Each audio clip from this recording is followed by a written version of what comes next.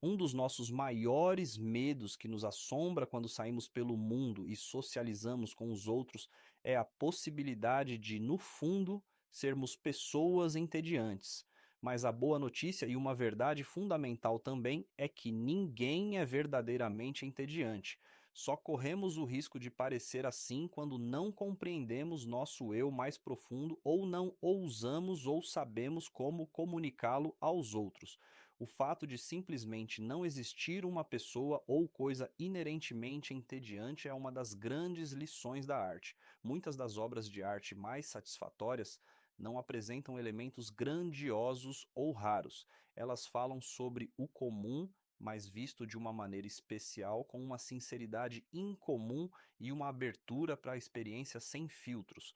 Por exemplo, algumas gramíneas pintadas pelo artista dinamarquês Christian Købke nos subúrbios de Copenhague em 1833. À primeira vista, a cena é totalmente comum e poderia parecer um material pouco promissor para uma pintura. No entanto, como qualquer grande artista, Köbke soube explorar suas percepções de maneira fresca, sem influências externas, e as traduziu com precisão para seu meio, transformando a vida cotidiana em uma pequena obra-prima. E assim como não existe um rio, uma árvore ou um dente de leão entediante, também não pode existir uma pessoa inerentemente entediante.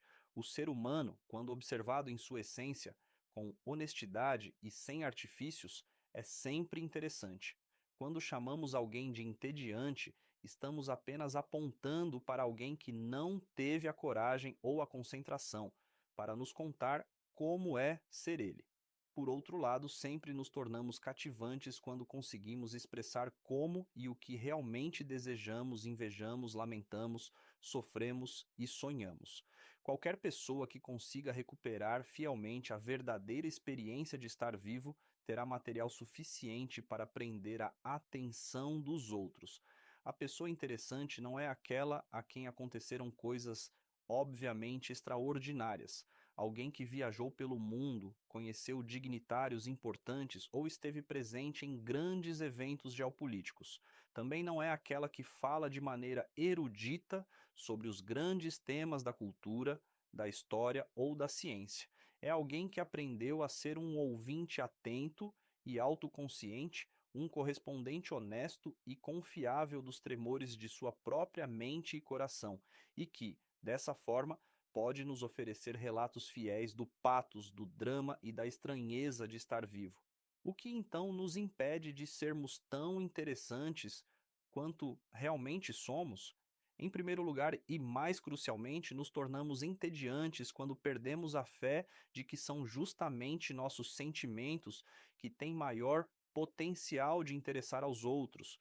Por modéstia e hábito, deixamos de lado algumas de nossas percepções mais fascinantes para seguir convenções respeitáveis, mas sem vida, do que pode impressionar. Quando contamos anedotas, enfatizamos os detalhes exteriores. Quem estava presente, quando fomos, como estava o clima, em vez de termos coragem para relatar a camada de sentimentos por baixo dos fatos. O momento de culpa, a súbita atração sexual, a crise de carreira, a estranha euforia às 3 da manhã.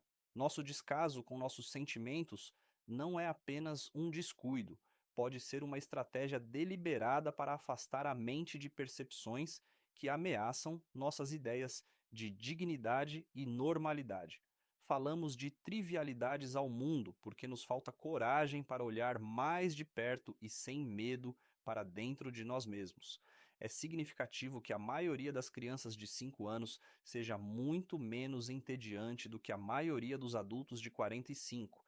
O que torna essas crianças tão envolventes não é que tenham sentimentos mais interessantes que qualquer outra pessoa, longe disso, mas que são especialmente livres para expressá-los.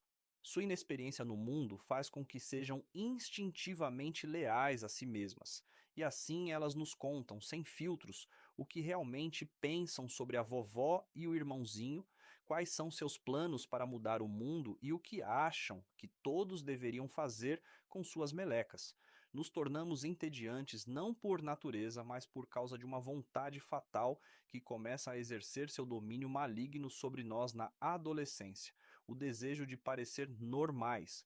No entanto, mesmo quando somos honestos sobre nossos sentimentos, ainda podemos parecer entediantes, porque não os conhecemos tão bem quanto deveríamos e, assim, ficamos presos ao nível de simplesmente insistir em uma emoção, sem explicá-la.